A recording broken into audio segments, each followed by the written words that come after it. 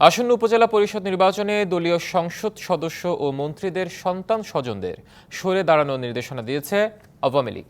নির্দেশ অমান্য করে কেউ ভোটে অংশ নিলে সাংগঠনিক ব্যবস্থা নেওয়া হবে। আওয়ামী লীগের যেসব এমপি মন্ত্রী ছেলে মেয়ে ও আত্মীয় স্বজন উপজেলা নির্বাচনে প্রার্থী হচ্ছেন তাদের তালিকা করা হচ্ছে এবং নজর রাখছেন দলের দায়িত্বপ্রাপ্ত নেতারা।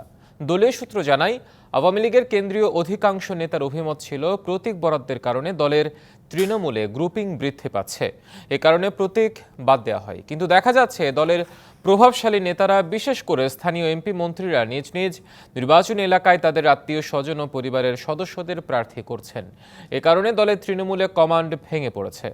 তারা যেহেতু এমপি মন্ত্রী, তাই প্রশাসনের উপর খবরদারির সুযোগ আছে। তাই এই কারণেই প্রধানমন্ত্রী শেখ হাসিনা এই নির্দেশনা দিয়েছেন বলে জানাচ্ছে আওয়ামী লীগ।